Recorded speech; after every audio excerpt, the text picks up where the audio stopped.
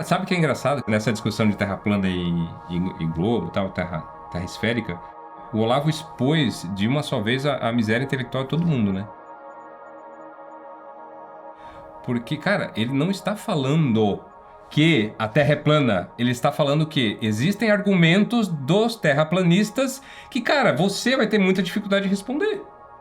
Tem um em particular que eu já desafiei um cara doutor em física, e que é em dias com nuvens, mas não totalmente nublado, em que você vê lá o caminho dos raios do Sol divergindo, claramente. Aquela base deve ter o que? Menos de 1 quilômetro, onde os raios batem no chão, nos prédios. Poucos quilômetros. O ângulo dos raios. Isso remete a uma regra de três simplíssima que diria que o Sol está a poucos quilômetros de altura. E não aqueles 150 milhões de quilômetros que parece que está mesmo. Como é que você responde um argumento desse, uma pergunta dessa? É uma pergunta que nada tem a ver com a afirmação sobre o formato da Terra. Ele te pergunta: o Sol pode estar tão longe assim, se este fenômeno é possível? O que é que está por trás disso? Claro, existe a resposta para isso, é uma resposta belíssima, interessante pra caramba, mas eu digo que, como professor de física, e de fazer essa pergunta para outros professores de física e de engenharia, as pessoas fogem da pergunta. O que é muito evidente assim no trabalho do Olavo, em toda a sua vida de estudo, é a abertura que ele tem para todas as teses. Isso é muito claro. E tem que ser assim, uma vida de estudo sincera, ela tem que ser assim. Você não pode ter preconceitos imediatos com relação a nenhum tipo de conhecimento. E óbvio que ele não é terraplanista, mas diante de alguns experimentos ele se abre para aquilo, para uma análise diferente a respeito de como é estruturada a geografia. É uma coisa muito básica, na verdade, de se pensar e de se perceber. E tem também uma falta de sutileza de linguagem, de compreensão, como é que é a atividade intelectual, né? Porque às vezes o cara tá pegando uma objeção, se interessando no meio de um processo de tentar entender, aí você já pega aquilo, não, o Olavo concluiu que, né? É uma coisa que às vezes é uma coisa ali pontual, que ele se interessou por uma coisa específica, que pode abrir para uma discussão, e aí não, aquilo ali já está definitivo, o Olavo concluiu que a Terra é plana, etc. Ou seja, tem uns saltos aí que muitas vezes é feito por malícia e muitas vezes é feito por burrice mesmo. O que o Olavo pensa? Bom, a única maneira da gente se aproximar da verdade é fazendo o trabalho dialético, que no fim é o método científico. Nós vamos confrontar hipóteses e testar a coisa até a gente depurar e chegar mais ou menos numa aproximação do que pode ser. Então o que ele começou a fazer? Ele começou a assistir vídeos assim, desde o cara que é um cientista, um cara com treinamento, etc, até o cara mais chapéu de alumínio, assim. E só que daí ele assistia esses vídeos, ia na timeline dele no Facebook e postava, e ele não falava nada. Ou ele falava, olha que interessante. Aí teve um negócio quando ele descobriu da planicidade das águas, né? Então ele daí viu 1000 estudos e justificou 1000 vezes e que me parece bem razoável, que a água não faz curva. Ele falou, olha, eu não sei se a Terra é plana, mas que a água não faz curva, ao que me parece, não faz. E aí todo mundo começou a chamar de terraplanista, nunca mais parou. E como isso no senso comum, né, é tido já como pessoa retardada mental, etc., quiseram associá-lo a isso. Essa talvez seja assim, uma das atrações mais engraçadas, né? E aí ele fazia vídeos assim, homéricos, respondendo, explicando, e ele tinha paciência. Que talvez seja outra qualidade, né? Eu tive alguns debates sobre astrologia. Tive uma vez um com o astrônomo Ronaldo Rogério Freitas Mourão. E ele começou dizendo, não, porque todos os filósofos escolásticos negavam a existência da influência astral. Eu falei, cite um. Ele não citou nenhum. Eu sei que todos aceitavam a existência da influência astral. Eu citei 14. Daí, 14 com o título do texto, etc, etc. Ele saiu dali prometendo nunca mais falar do assunto. E fez muito bem. Então, não venha discutir comigo isso porque você vai se dar mal. Porque é a famosa frase do próprio Newton. Eu estudei o assunto, você não. Então, cala a boca, burro. Hã? Olavo é astrólogo. Vamos lá, né? Eu fiz medicina, tá? No segundo período da faculdade, eu estudei bioquímica. Bioquímica tem uma certa importância porque eu faço na vida. Você concorda ou não? Né? Sou médico. Agora, você não pode dizer que eu sou bioquímico porque eu estudei bioquímica. Né? Você não pode dizer que eu sou biofísico porque eu estudei biofísica em algum momento. Você não pode dizer que eu sou matemático porque eu estudei matemática na 4ª série. Isso parece uma coisa tão óbvia, né? Eu não sei, é um pouco complicado você ouvir essa crítica, porque geralmente as mesmas pessoas que fazem essas críticas acreditam também em uso de cristais e símbolos esotéricos, né? Então, tem uma galera New Age que critica ele pelo fato de ser astrólogo, então acho que é mais um desses, sei lá, desses espantalhos que fazem dele, né? Enfim, pra tentar desmerecer o trabalho dele. Uma coisa que era para ser motivo de, né, admiração, falei, olha, rapaz, tem um filósofo aqui que estudou um tema absolutamente espinhoso, um tema importante, um tema que foi tratado ao longo de toda a história do conhecimento humano. Tem um sujeito aqui que recentemente estuda isso. Ele fez pela astrologia muito mais que qualquer astrólogo, né? Enquadrando o problema, simplesmente isso. Né? Então, professor Olavo, faz um mapinha aí pra nós. Ele foi. Como ele mesmo diz, ele foi astrólogo durante um tempo, estava precisando de grana. E ele foi um astrólogo como não existiu outro no Brasil. A primeira abordagem séria científica sobre o assunto. E isso nunca foi feito, que se saiba, no Brasil e nem em grande parte do mundo. Ele era amigo do que ele considera um mestre dele, que é o Juan Alfredo César Miller, que morava em São Paulo, mas era argentino de nascimento. Era um grande psicólogo. O Olavo conta N fatos dele tirar pessoas de catatonia. E ele usava tudo, inclusive a astrologia. E um dia ele deu o primeiro curso de astrologia, se não me engano, na PUC de São Paulo. E aí ele chamou o Olavo para escrever o curso inteiro, dar um formato livro. O Olavo, para fazer isso, ele foi lendo tudo de astrologia. E ele se tornou astrólogo desta forma, de uma forma indireta, e um grande astrólogo. Cada vez que eu fazia uma pergunta para ele, ele me dava 10 livros para ler. Daí eu achei que aquilo seria preciso organizar aquilo. Eu falei, esse negócio de astrologia é um campo absolutamente caótico, né? Ele precisa tentar organizar isso aí de algum modo. E a minha tentativa de organizar isso foi culminar 30 ou 40 anos depois no que eu chamei de astrocaracterologia, né?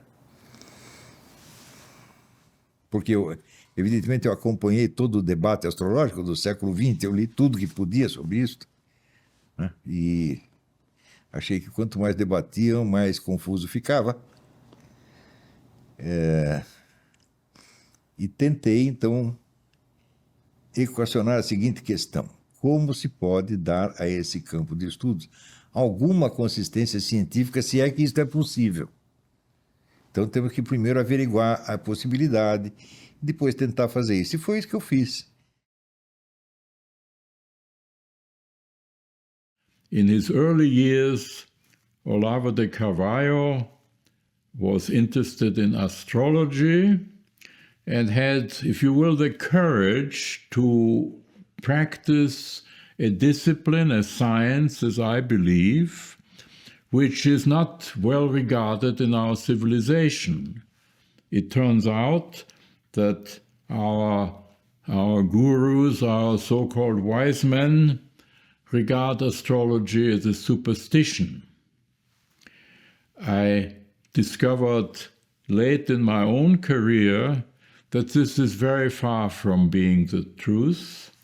The fact is that astrology deals with a kind of causation which is unknown to physics, and which suddenly in the last so many decades has come to light, because there are now phenomena associated with quantum physics which cannot be understood in terms of the causality known to physics. So I've been involved with these issues, and I can tell you in all candor, yes, vertical causation exists, and the difference between astrology and physics is simply this: physics knows only horizontal causation, astrology knows only vertical causation. But astrology is every bit as much as science as physics. Essa é outra imbecilidade, assim, que começa a circular na imprensa, né? E aí as pessoas vão repetindo e vira uma verdade, assim. Eu, por exemplo, posso falar, se o Olavo foi um guru de alguém, meu, por exemplo, eu nunca tive nem contato pessoal com o Olavo. Meu contato com o Olavo foi totalmente através dos textos. Então, como é que um guru que não exerce influência pessoal, só existe guru com influência pessoal ali na vida da pessoa e digamos que o guru geralmente abarca a totalidade da vida da pessoa, né? Passa a influenciar em tudo e determinar tudo, né? É claro que toda relação docente-discente, ela é marcada por uma figura central, que é o docente, que é o mestre, e todos os discípulos ficam então ali em torno do mestre. Quem olha de fora e enxerga essa relação, né, poderá apontar o dedo e dizer, olha, aqui está se constituindo uma seita. Porque quando alguém fala a verdade, né, quando alguém mostra as coisas como elas de fato são, né, a verdade tem tamanho poder magnético que ela não deixa de causar um espanto, uma fascinação, né, naquele que a ouve. Né? Como Aristóteles diz que a filosofia começa pelo espanto, pelo fascínio. E o engraçado é que a mesma acusação dela não escaparam, né, outros grandes filósofos. O próprio círculo de alunos de Sócrates era visto como uma seita. E Sócrates era visto como um líder de seita perigoso, tanto é que ele passou a ser uma ameaça para a cidade e precisou ser condenado à morte. De fato é muito perigoso, porque a gente humilha todo mundo. Você pega qualquer professor universitário, põe na frente do aluno meu aluno dá uma surra nele. É uma seita perigosíssima, né? Quer dizer, é a seita da superioridade intelectual. Não tem quem possa competir com meus alunos, não é comigo. Comigo já não tinha, agora com meus alunos também. Esse pessoal tem um senso de inferioridade inteiramente justificado. E o complexo de inferioridade cria uma raiva, um ódio. Você quer matar o outro cara, porra.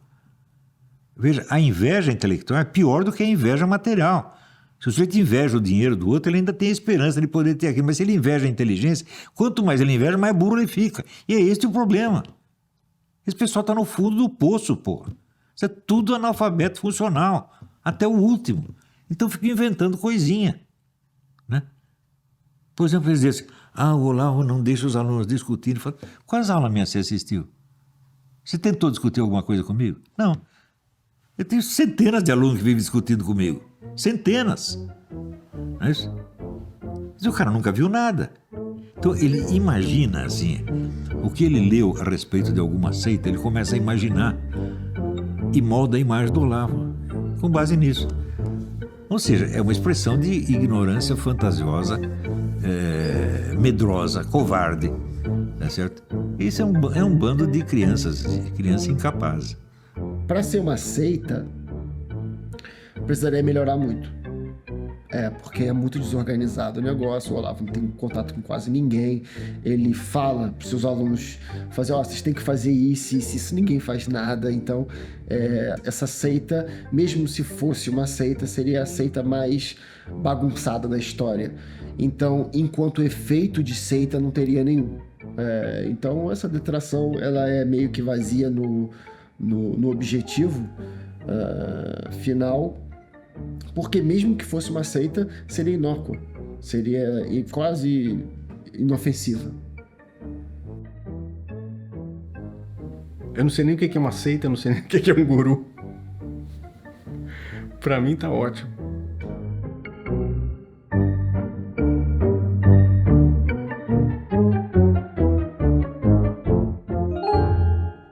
Tinha lido ali, né, alguns textos clássicos do Vedanta, o Upanishads, essa coisa toda, né? Os comentários de Shankaracharya. Estava fascinado com aquilo, né? Que é de uma lógica extraordinária, né? E daí aparece um brasileiro que tinha morado na Índia há 5 anos e tinha estudado na Academia Védica de Bombaim, que é a academia do governo indiano, não é? Não é uma seita qualquer, né? E que ele queria trazer para o Brasil o diretor dessa academia. Era a primeira vez que algum Swami desse ia sair da Índia, eles não podem sair. Chamava-se Swami Dayananda Sarasvati. E eu fiquei encarregado de ficar de espécie de guia turístico dele, acompanhar ele para tudo quanto é lado. E evidentemente ia conversando, fazendo perguntas, né? E teve cenas extraordinárias. Uma delas foi, eu fui buscá-lo ali no hotel Hilton, né? E chegou lá, tá o homem vestido com aquela bata cor de abóbora, que era da ordem dele, né? Deitado na cama, assim, assistindo televisão. E vendo Nem Mato Grosso. Eu falei, ó, impacto cultural é isso aí, o resto é conversa. Daí ele olhou e falou, "This fellow is a little strange." Falei, é mesmo. E ele, numa dessas conversas eu falei, o que o senhor acha de eu ir para a Índia estudar? Ele falou, você pode ir, mas você não precisa, porque aqui você tem o Vedanta inteiro aqui. Aonde? Platão e Aristóteles. Falei, pronto, está resolvido o problema, vou estudar Platão e Aristóteles. É claro que eu não parei de estudar o Vedanta também, né? Mas gradativamente o foco de atenção virou para a filosofia grega. E de filosofia ocidental tinha lido vários livros, evidentemente. Mas foi aí que eu entendi que era para ler tudo, era para fazer um curso de Platão e Aristóteles.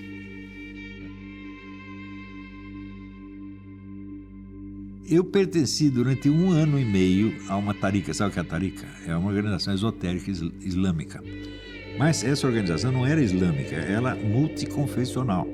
Porque o Schwon era evidentemente um homem de gênio, mas ele era grande, mas ele se achava muito maior ainda. Então ele queria ser uma espécie de papa super religioso. Era papa do Islã, do cristianismo, do judaísmo, etc, etc. Essa é a organização que eu pertenci. Para você ter ideia, o Schwon nem permitia que os alunos daquilo frequentassem mesquitas, para você ter ideia. Ver o quão muçulmano era o negócio, né? Mas, evidentemente, a referência principal do Schwon é o Islã, claro. Assim como a do René Guénon, que foi em parte mestre, em parte inimigo dele, também. Guénon was one of a kind, and I think he is a man that we cannot really understand. He was somehow connected with some kind of a spiritual tradition that we know little about, and he had a certain kind of enlightenment, there's no question about it. In other words, he had a certain access to the higher spheres, the invisible worlds. But I would not call him a sage in the sense in which that term, say, is used in India. There are sages, I've been blessed to know them in my young years, and René Guénon definitely is not one of those.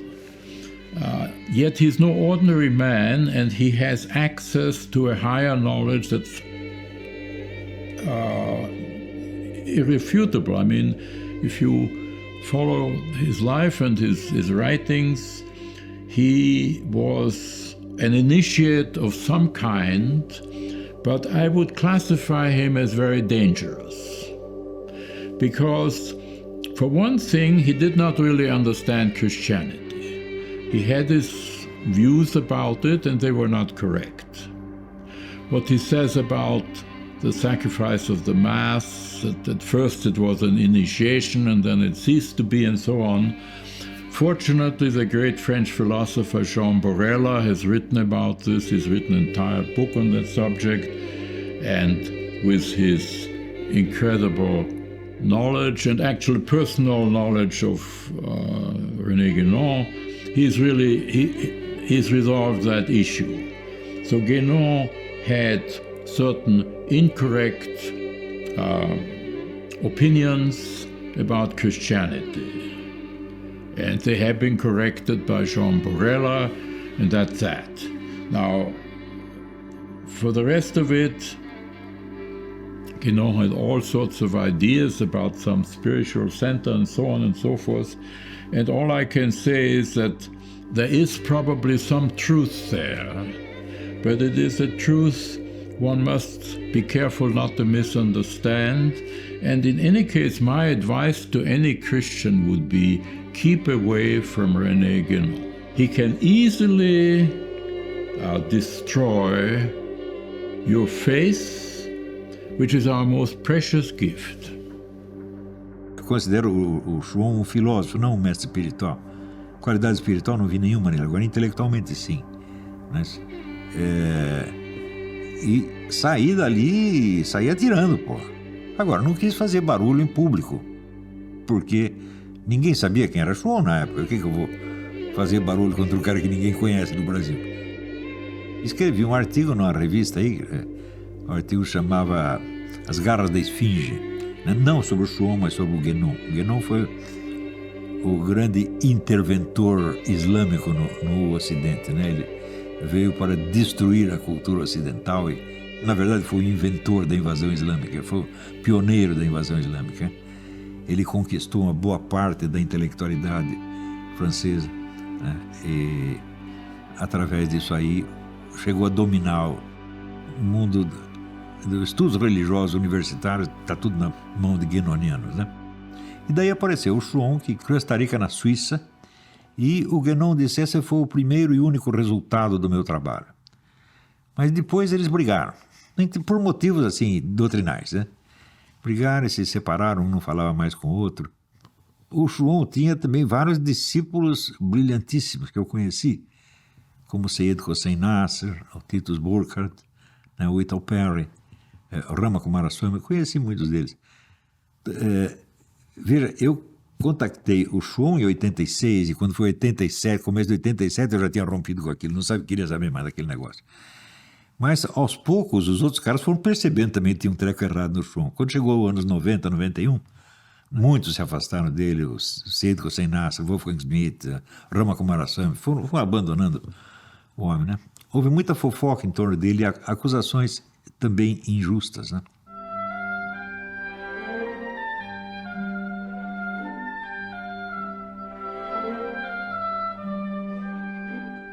Se eu estou com raiva de um sujeito, eu nada digo contra ele. Sobretudo, essa é uma norma. Se eu estou com raiva de um sujeito, eu não uso um palavrão contra ele. Eu falo coisa séria. Se eu estou usando palavrão é porque eu parti para a gozação. Mas, e assim, de tal maneira que se o sujeito se arrepender ou voltar atrás, nós ficamos amigos, não tem problema nenhum. Mas, como aconteceu com o Rodrigo Cocô. Agora, tem gente que não dá, não volta atrás, ficar orgulhoso, tipo Arruinaldo Azevedo, né? Esse aí não tem conserto. Né? Eu entendo por que ficaram tão bravos comigo, porque não tem, de fato, nenhum deles tem capacidade de se opor a mim e discutir seriamente. Não tem mesmo. Mas, mesmo os mais preparados, né? Tipo Dona Marlena Chauí, né? Uma vez ela me chamou de cafajeste e eu disse que ela ficava brava, pulando em cima do palco e gritando: respeite os meus pentelhos brancos. O que ela vai fazer diante disso?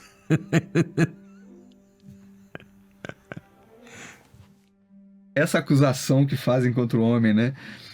Ele é um filósofo autoproclamado, né?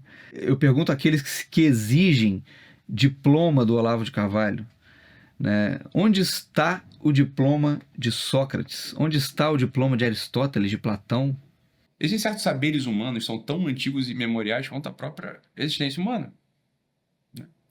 São saberes humanos, não são profissões.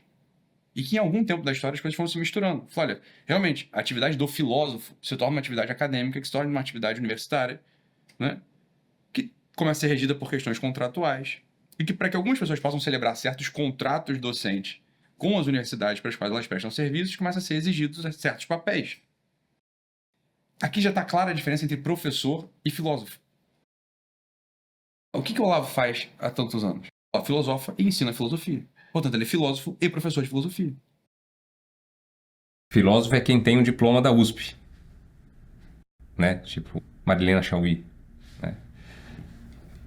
Como é que tem um ponto comparável do trabalho dessas duas? Por exemplo, pega Marlena Chauí e Olavo de Carvalho. Como é que você compara esses dois caras? o trabalho filosófico deles. Não tem comparação. O cara que fala isso não conhece, é ignorante. Essa detração, ela não é muito uma detração. Ela é uma descrição. Porque eu acho que só um filósofo pode se autodeclarar filósofo. E isso vai muito no seu entendimento do que é filosofia. Mas se você entende a filosofia como a prática filosófica que tem sido seguida no Ocidente por mais de 2000 anos, você só pode se autoproclamar filósofo. Não existe outro tipo de filósofo que não o autoproclamado. E ele é um autoproclamado filósofo. É o filósofo que se proclamou filósofo. E o é, de fato. O Olavo nos ensinou a identificar picaretas. Picaretas e pessoas maliciosas. Isto ele não suportava. Quando ele ensinava, por exemplo, as 12 camadas da personalidade, ele de algum modo tinha também várias camadas que você ia descobrindo quando você o conhecia.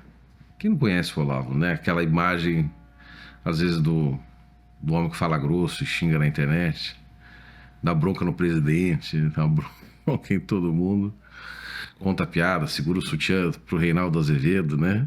E manda ele botar o sutiã de bojo, né? Faz os apelidos mais deliciosos do planeta, né?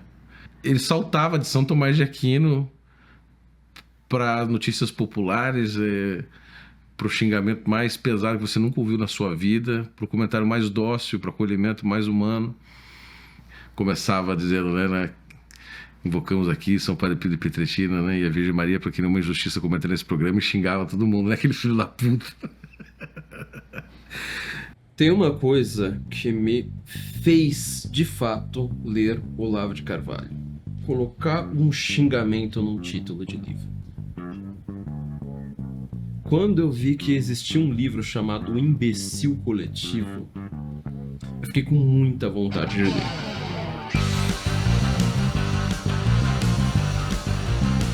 Se quem está filosofando é uma pessoa e não um livro, de quantas formas diferentes você pode interagir com uma pessoa? E palavrão não é uma delas? Não é uma atitude mundana, é uma atitude humana. Olha, em uma palavra eu vou rejeitar tudo. Aí vai lá e solta um palavrão. Como se, assim, filha da puta não fosse uma descrição da realidade. Como se, assim, vai tomar no cu não fosse, assim, um pedido real para fazer uma ação real, concreta. Isso é bobagem, é típico de quem não conhece a língua portuguesa também, porque existem escritores, exímios escritores no Brasil que utilizam desse recurso, o próprio Bocage, né, enfim. Se você tá ainda com essa inclinação no teu espírito puritano, né, essa coisa de consegue ouvir uma palavra que aquilo já te atiça, a pessoa que trava a ouvir um palavrão, ela precisa ouvir um palavrão, aquilo é pedagógico. A pessoa precisa estar desarmada, entenda, essa pessoa ela tem uma perda da capacidade de entender a hierarquia, e o mundo é hierárquico, que torna ela claramente uma pessoa frágil. Algumas coisas são tão baixas, tão rasteiras e tão vulgares e tão infames que só um palavrão para descrever aquilo, né? Menos que um palavrão seria você dar uma dignidade indevida a determinados personagens, a determinados assuntos. Para você descrever a situação cultural do Brasil hoje, é difícil você não mandar alguém tomar no cu, né? Esse ambiente cultural criado, você prejudica os planos da elite que estavam querendo foder com tudo. E o Olavo veio para foder com tudo. Se ele pode ou não ser filósofo falando palavrão, eu acho que só um outro filósofo poderia discorrer sobre isso. E, infelizmente, não temos outro filósofo para dar a opinião dele. Então a gente fica com a opinião do próprio filósofo, que é foda-se.